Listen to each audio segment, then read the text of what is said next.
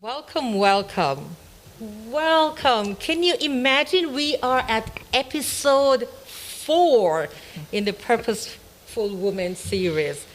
I have been having a wonderful time conversing about these women.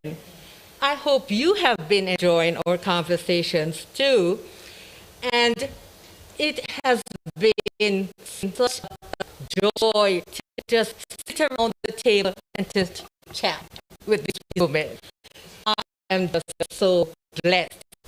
And this evening we're looking at Hannah's story. And you know, there's some similarities about Hannah's story with Sarah's stories last week. But before we jump into our conversation, let's invite Lord's presence in our midst. Holy Eternal Father and God, we want to thank you for being an awesome God. We thank you for your grace and your mercies that are new every morning. Thank for your faithfulness. And in a special way, we ask that you will be with us this evening, that whatever we say or do will bring glory to your name, and that others will be drawn to come to know you, who to know life, direct this conversation, guide and direct the technical persons, and Lord, I ask that you will keep away the enemy tonight. May your name be glorified, I pray for Christ's sake. Amen. Amen. So, last week we looked at Sarah. And I think one thing we did not mention was that Sarah, the household is a part of the polygamous situation, right? More than one wife. We know that God did not sanction that. God has always said one man to one woman. And we go back to Genesis where he started it, we can see that. And today, when we look at Hannah, we find that as a similar situation. So Anna was married to Elkanah, and she could not have any children. But guess what he did? He went out and he took himself another wife so that she could give him children. And trust me, she did. You know, but there's something about, and Daisy asked this question, what about a name? So Hannah had some meaning to her name. Penina had meaning to her name. What was the meaning of Hannah's name? Grace. Grace or favor, yes. And Penina was? Coral or pearl. Her name fit her. Yeah. She was fertile too. Yeah. Her name also had the meaning of fertile, and she was fertile, right? So I guess so that wasn't per se her name, because when I did a background check on Coral or Pearl, a reason why her name is more, in both cases, it's an irritant, like something that irritates. To make a pearl, you need sand in the oyster to be irritated to make a pearl. So she's living her name. So She was living her name. So that was one of the history behind. Which is why I had asked the question, what's Yeah. The names to tell the story behind the individual. So we see that. So Elkanah was a godly man. Again, we have a household where the head was a godly man. Yes. Are you using that word loosely, or was? Yeah, I just felt like his relationship with God wasn't as tightly knit as Hannah was. Or like, to me, I felt like if he was going to lead his household, he wouldn't have picked up behaviors that are outside of God, the second wife, right? So But it could be that he wasn't aware of it. That she probably did it behind his back. No, it sounds like it was more so his doing, because he really loved her, and she was, she was very sad and an unhappy wife, she could not have children. Yes. Just reading she was not herself. She was not, because And he probably just, really said, what can I do to help? And well, that's But why the helping he went be- was to get the other woman. Right. And help himself, not her. If anything, it Well, caused more heartache. But for I her. think he was like, and when we get further in, I think he was like a typical man. They really don't understand some things about women. Some things women can act into, but and so he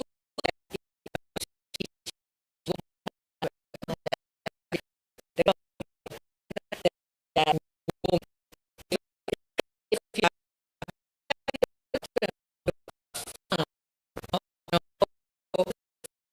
well,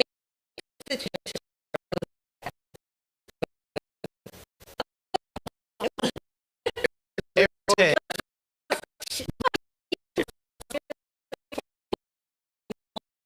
her every time she have a child.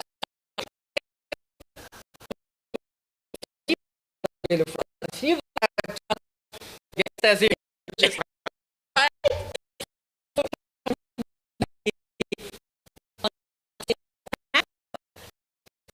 and that me what and in the next thing that she did not complain. She did not complain. Oh my Lord. So Oh, I could. I took a different. I probably not to take that and it's my girl. Yeah. I wish wish in every aspect of my, but the barrenness is not just with her. But what stands out is how she went to God with her barrenness. You have, I wrote, you have Isaac from Sarah, Jacob, the one Esau from Rebecca, Joseph, Rachel, all these other men that came before her, but none of them in Sarah's story. I don't recall going and praying for specifically son. Now he has set that apart. Now she is like people who serve and all this irritation in my house. But I'm going to who I know is going to prayer. So to me, and that's I'm a little biased with it because I see her approach. It wasn't right to her husband. It wasn't right to a friend. It was like, I'm gonna get she and pray to God, and I know the only person to answer my question. And she was very specific on her app. Yeah, she went to the right person because you and I'm not sure then you understand what go through. I believe her husband did because he asked her the question. Why you said you're not work to you? And so apparently you don't understand, like for women who want to be able to bear for you to bear heir to your son, then I cannot. He was, I mean, he truly loved her. I love He did. He loved her. That is what he said. But I can't believe what he said was so wrong. Because, her need then was her need, her need was because remember the custom was that you should have a child. Son. Right? So in those days, I would think only is one, the wife, the woman counting the other people who must be looking at her like, oh, she don't have a child, where's she gonna have a child? That's all I think. But so it was the fact that she, and what made me though, this was that said that God closed up her womb. Yeah. Closed up her womb. So there was nothing she could do. Every Exactly. before time, she could have gone to another college. Nothing would have helped because God. Which told me that there are times in our lives where we change circumstances.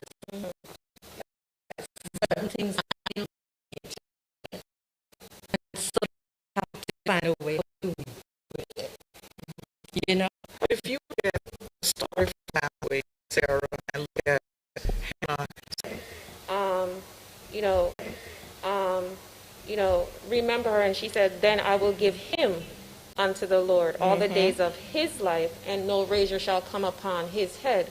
So she prayed for that male child that she wanted. And the great thing about it is that she went to God. But remember, so she really had it hard. She could not have a child. Then she had this husband who it wasn't even fully her husband, because she went into the temple, and there was the pastor thinking that she she was drunk. drugged in her wrongfully, huh? Which is her luck with these men around her, you know. But after she explained to him what she was doing, then he realized, okay, yeah, he confirmed what you asked for will come to fruition. Yeah, but I think why? Go ahead, Susan. What does that say about her character also? Because how many of us, if we know that we're innocent of being, of what we're being charged with. Yeah. Most of us will snap back. Oh yeah. But she really was a yes. Yeah, you know. So here's my rules. Is it true? Do you need to? So if it's not true, you don't need to react. Is it kind to repeat it? You don't need to react. Is it necessary to repeat it? And I think I could only imagine her repeating stuff. Is this even worth me fighting? Is this is not what I'm going for? So in the midst of her praying, like, my relationship with God is sacred. It's not involving you. Yes, you're my priest, but this relationship means way more than any other relationship. So I think when we struggle with stuff, is this asking the question, is that necessary? We know that it's not true. Is that really necessary to repeat? How would you reacted in that moment? I'm thinking, if it were me, like, well, why are you breaking my concentration and I'm steady praying? That's what I'm saying, yes. Yeah, I think because the type of woman that she was, she respect authority, right? God is a God of order, and she knew that this was the priest, no matter what outside of what she was doing, and she had to just say, look, you may not hear me, and I'm not drinking. As a matter of fact, I haven't been eating because I'm going to God for a particular reason. So but she knew authority. She did, and I respect that about her. It's just that with I know we're not focusing on Eli, but you had just mentioned about his sons. You're correcting Hannah. What about your son? Yes. That's my thing. I'm glad you brought that up. But I also think that because of the type of woman that used to come there to the sons, and what used to happen with the sons and the women. So he's projecting to her. He is assuming now, he's because accusing her of being one of those women. Remember, her lips were moving, but he could not hear. But he couldn't hear anything. So he assumed now that this is one of those women, and she was. And often he jumped to the wrong conclusion. And, okay, we do. Good that when she explained herself, he believed. Like, and I think it's also apply here. We found ourselves in a situation where we were wrongly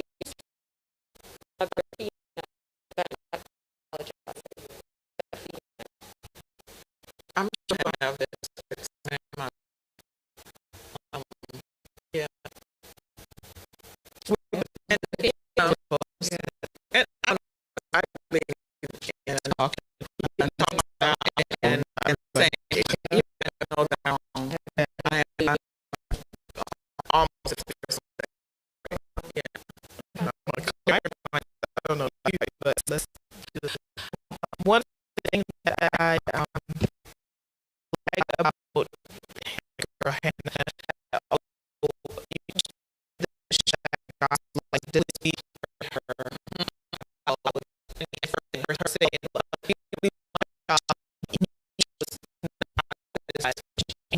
she wanted this done, and we this debate to allow her to be, but without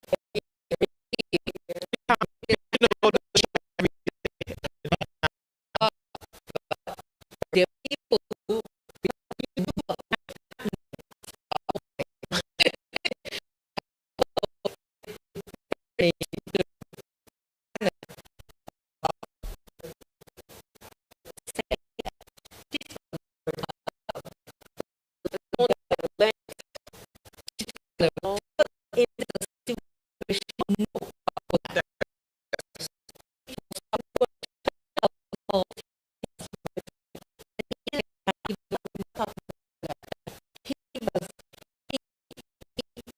he was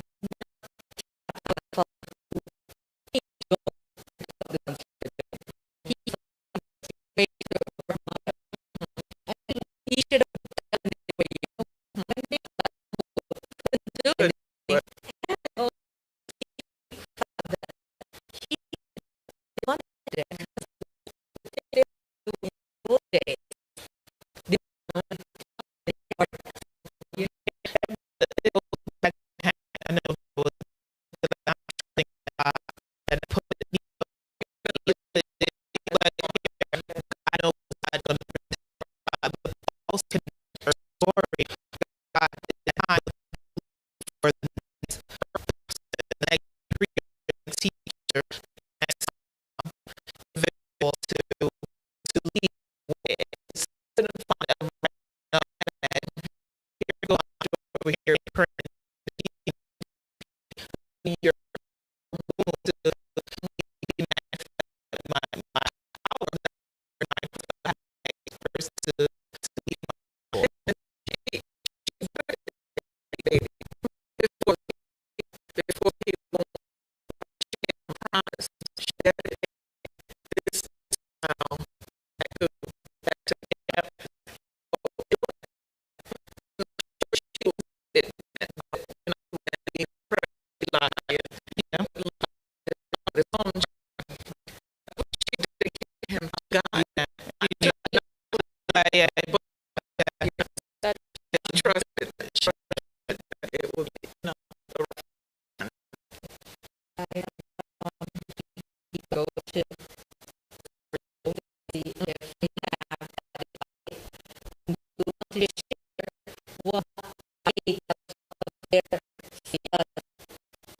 but you want one to share with us you have that gathered what the you in the hand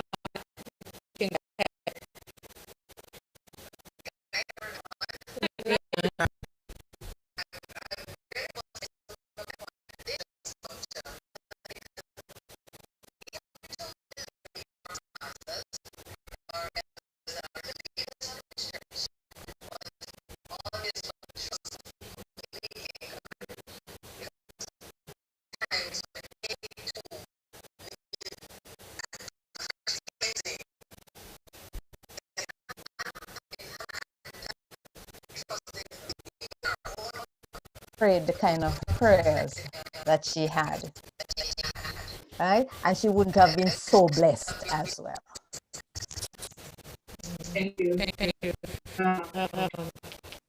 That is so true that we Anna, if Anna was putting her trust in Eli, The pastor and she was like but she was determined that she could take over her husband because no one understood her and she was going to get her girlfriend because she figured that this is that what girl do knew that the source was God. And then when she went to God, she didn't know we know that general for we can generalize. She was she know really something that was already written down. She poured her heart. God, that yes. I have some of them like really God understand. You, I think you get the point of inspiration. The food of formula is not my God. Just yeah, I just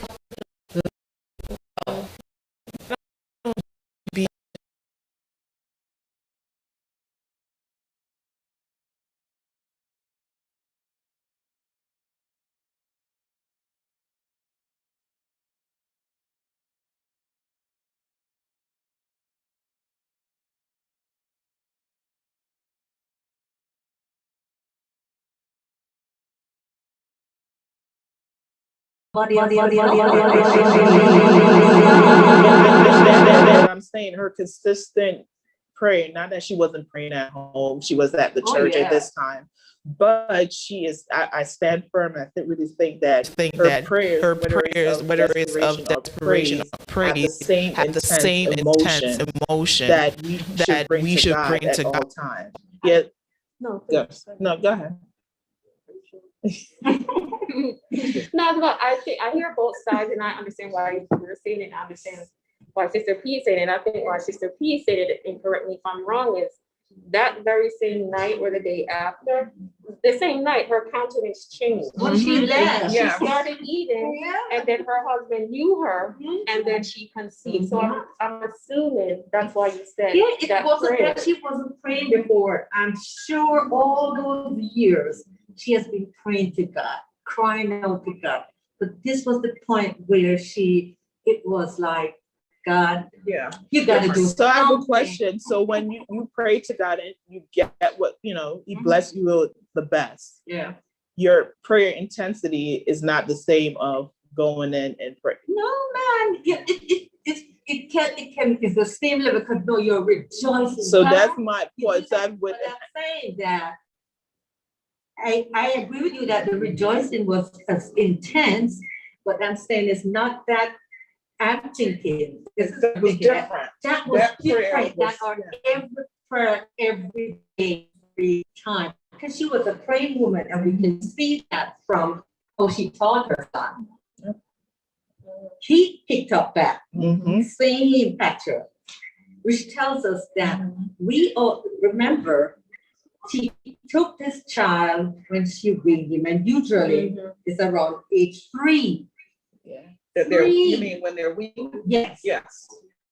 Can you imagine trying to teach this child before she took him about God? Yeah, but the reason why I'm standing to this is because I reading more and understanding Hannah, it says she understood that God understood her feeling and heard every fervent prayer she spoke through this season of her life, the season of her life. Which was this season? No, right? Throughout the seasons of her life. So I really think from praying, she's the example of pray when you're happy, pray when you're sad, pray when you're not quite feeling up to it. And I just felt like, okay. I do agree with you that she was a praying woman, but I think that prayer there.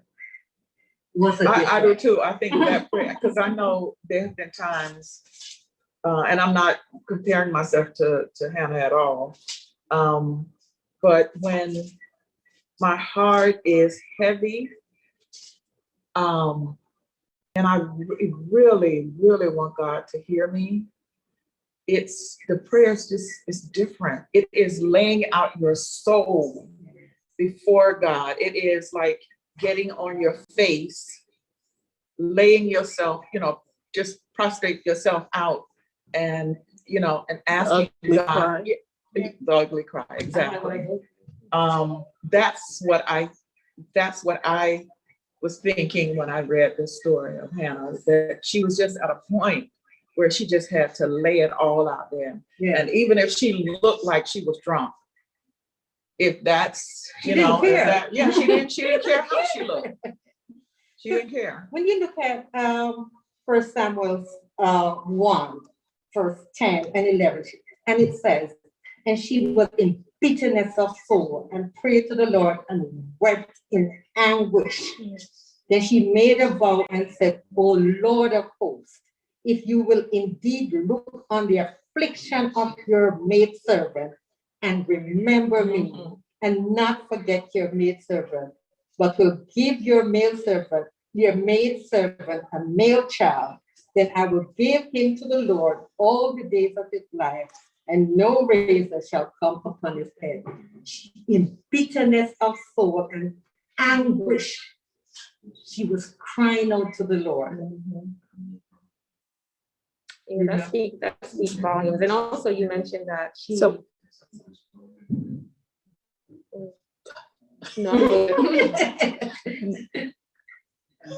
you were already mid-sentence. Go ahead. Oh, before you had mentioned that once he was weaned, he went up and now he was pretty much living out what Hannah wanted him to do.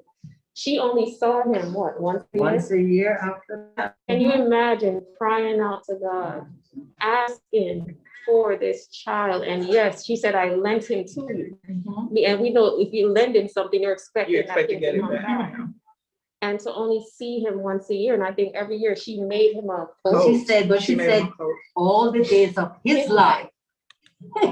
So she didn't say until all the he's days of her 13 life. or 16 or whatever. He said all the days of his life. You know, and that's something that it just amazes me that this godly woman who the Lord blessed with this child had promised, she made a vow and she was going to keep it. It didn't matter that what was going on in the temple was wrong and sinful. It didn't. She had vowed to God. It was about God. She was ignoring all the negativities around. Because she could have used that as excuse. I can't put my son in that situation. I can't let my son be with those people. They're sinful. They're doing all these things that they shouldn't. She never said I think that. I would have said, you mean let him under Eli? I know he can't control his own kids. He can't control his own kids. Speaking of that, because we know how men are with their male children. Or Yeah. child. Elkanah had no say so whatsoever. He had to go along with the plan. She did not give him a choice. Hence my belief is this relationship with God. No, it's just that this is My belief. I think that no, it could be too because of this relationship. He understood that this is what her vow was with God, and she was going to keep it. Right. You know, and he Yes, was not going yes. to try to stop it because he understood that it was God first. You know, and so it just tells me to, and we see it so often. People say, I'm not going to that church, or I'm not going back to the church because they say all this about me. I'm not, you know, I'm not going back to the church because they're all hypocrites, you know. But we have to understand we're going to the church not to serve man. We go to serve God. And that was Hannah's intention, to take her son back to God. You know, and she was not going to break her promise. She trusted God enough to know that God, I'm giving it to you, you got to take care of it. But in verse, if you don't mind, I'll read 22 and 23. But Hannah went not up. She did not go. She told her husband she went to the temple until the child was weaned. And then I will.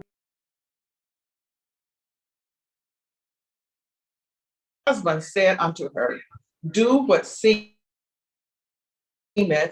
thee good.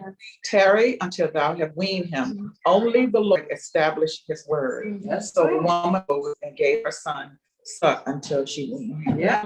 So he wrote the and what do you teach them that? You know. And also children learn from what they see. Yeah, that's good. Yes. Yeah. Especially when you're that young, they learn. And teach them to pray too, right? Because Yes. you teach more than Dash how to pray. You know, as soon as you start talking, you teach her. I remember Dan and CJ when they were little, they were praying. That's because they are taught, and I think that's what Hannah was doing, teaching him to know that he was special. You are a special child, you know.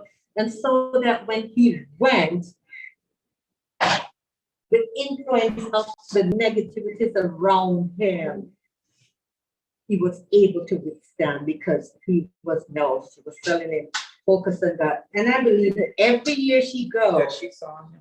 she would instill God. Yes. I could just, one of the things that I think she said, you know, they say your children is a reflection of you, right? Yeah. And I think one of the things she probably said to her, no matter what you feel, how it looks, just trust God. Yeah. That's it. Yeah. You know, and know that I'm praying for you, and no matter what comes, what happened, if you cannot see the possible know that God is a God of the impossible. And So God continued to bless Hannah, because how many more children did she have after Samuel? 5 Right. more. So who's fertile now? Anita can't laugh at her anymore, right? No. God is truly amazing, huh? Not only so, the husband gave her, when he was giving out the meat, Yeah, prior to her having prior a to child. her, right, he gave her 2, right? Even though Double she didn't have any portion. children, Double double portion. So how And many then portions Anita- God gave Anita her? was, she was upset over that. I know, she was the You got all jealousy. the children, and Yeah, yet you're and you get double portion, really? But God gave her how many more, portion? And that's what God wants. What for me, what I would love to be like Anna, where I can just not be tempted to complain, to argue, to take my problems to others first and God as last resort, because so often we do that. We go to everybody, and when everybody can't fix it, then remember, oh, there is a God. But to go to God first, because that's what she did. She never complained. She was bitter because the thing first said her bitterness.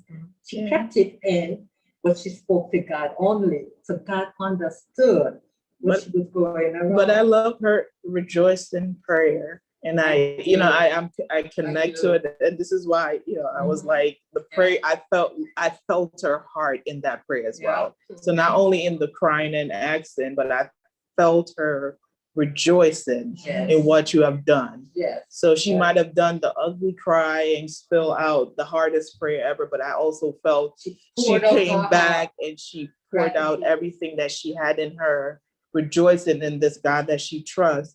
Because God is a God of order, God of timing. And I think he was preparing her for that moment when he could manifest him. The perfect timing, he was preparing her for Samuel. He was preparing her to see her stand. Women before her, Sarah, we did last week, Sarah had her hiccups. This woman did not at no point does the Bible say she said, go get this or go do this or this is another solution. She said, I'm staying firm to know that God is going to deliver. And I know for me personally, I've been striving to be Hannah for a while, and this home during quarantine, I just figure out in the middle of a quarantine, COVID, yes, I understand the issues and people, because I am a introvert, me locking out doesn't impact me, but trying not to complain about everything. This is not working out. I'm at the point now that, hey, it's, I'm really making an effort to live in a Hannah season for my life, because I think, not to say you can't learn from any other woman, but she's the one that I desire to mimic her behavior, where, whether it's the pouring out of the heart in need, but also rejoicing that whatever he manifests in my life is the best that he has for me, and be satisfied and humble enough to continue praising him even when there's another cycle of difficult time. Although the Bible didn't tell you about her, describe her crying out for anything else, I'm sure there might be hiccups. She might have felt overwhelmed. 5 kids is a lot of kids to, her husband probably out working, and she, I could just imagine. So for me, still have to live with Pinana anyway. But I feel at this point, the playing ground has been level. Like, you have kids, I have kids, and you probably say, he loves me more. She never did that. No, because her character is not like that. I'm glad that you brought about the gratitude, the support of our heart in gratitude to God. Because how many times do we remember to go back to God and thank him? Truly thank him. Not, okay, thank you, Lord, and move on, but truly spend time. Just like you poured out your soul. Yes. For the blessing. Now that you've received. So that was my prayer with her prayer. That's what I wanted to brought up. Not that if she didn't pray fervently and poured out her true desire. I felt like that same passion was there on the rejoicing head. And normally we pray because we want this right now, or we need this, Lord, intervene, provide it to me. And then we get it like, ooh, I got it. And then we forget to do the same prayer. But the Bible tell you that she was fervent in prayer. Like she was a prayer. She rejoiced. She started her prayer with, I rejoice. And God expects that of us, because it reminds me of the story of the 10 lepers. And only one went back and gave God thanks. And he said, where are the others? Where are the 9? God expects us to show our gratitude to him, you know, when he has done things for us, you know. And I truly love that too, that Hannah, not only that she poured out her heart, you know, for her need, but when her need was satisfied, she poured out her heart in thanksgiving.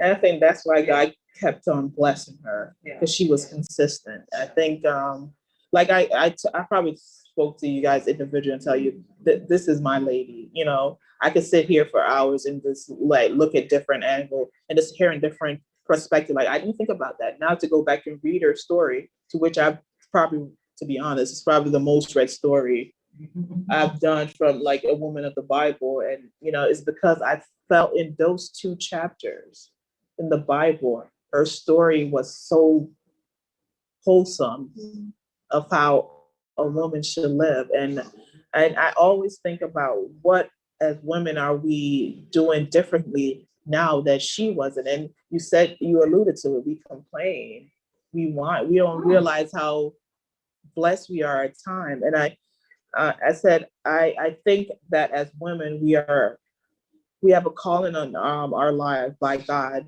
We have a purpose, each one of us, right? And there's time where we're going to go through the unbearable in our home. Home doesn't have to mean your physical home. It could be at your job. It could be just anywhere that you frequent, that you should be your home. I think the word home is used because it's when you're supposed to be at peace, at, you know, the happiest, from the hustle and bustle of, but in your home, in that place that you should feel that peacefulness. We're going to go through unbearable things, and how we deal with it is a big issue. It's like you could turn our weaknesses into strength. And I think that's why I personally just absolutely love the story of Hannah, and we'll continue reading it and find new insight, you know, as I grow and try to emulate her behavior in aspect of my life as I grow. So And I truly like what you said, you know, especially about the complaining part of it, that and our attitude towards things that problems we run into, situations that we can't change, even within the church, within our family, you know. So often we check it out, you know. There are certain things that I believe we can only tell God. And there are certain things that we should only tell God, you know. And sometimes we need to learn that, because so often we take it to everybody, Facebook and all and everything, you know. And the one person who can truly help us, we don't take it to him, you know. But God, lessons that I've learned from Hannah, some of the lessons was that I should take my part first, and that I must be honest and persistent in my prayer. And that's something that I try practicing. I will just tell him, I'm just specific. This is what I want. I am praying about that. I'm going to tell you what it is that I'm asking for, or what I needed to do, or even in my life, this is what I needed to do. This is what I'm struggling with. This is what I need your help. I know one aspect of Hannah that I'm sorry, I meant to ask you ladies too. In this time, there was maybe a ritual of how you pray to God. Like, you know, people usually, I'm not sure how it happened, but I think she just went to him directly. And I think that's, you know, the first time I've read as I'm going through scripture where a woman just but like in her need, go to him just directly and not to someone else. So my question is, you guys could think about it as, we get, start wrapping up, is, was there a ritual in church in her time where she was supposed to let the priest know about her issue, or To go to the priest was to make your sacrifice for your Yeah. sin. But when you pray, you always say, come to me. You don't have to go to anybody. And so sometimes, as I'm thinking about this, sometimes I wonder, when sometimes we burden our pastors with our problems and knowing they have problems, but they have the same source that we have, so we go to them with our problems and because we think we're closer to God. So many different ways. So we get in the wrapping up signal. Yes, Sister Meg. Yeah. Well, I just wanted to say this. In part of her prayer of Thanksgiving, there were like 2 or 3 lines. She says, talk no more so exceeding proudly. And I think these are the lessons that she learned also because of having Penina in the house. And talk no more so exceeding proudly. Let not arrogancy come out of your mouth. But Jehovah is a God of knowledge. And by him, actions are weighed. Amen. That's Love it. those lines. That's it. Yeah. That's it. Actions are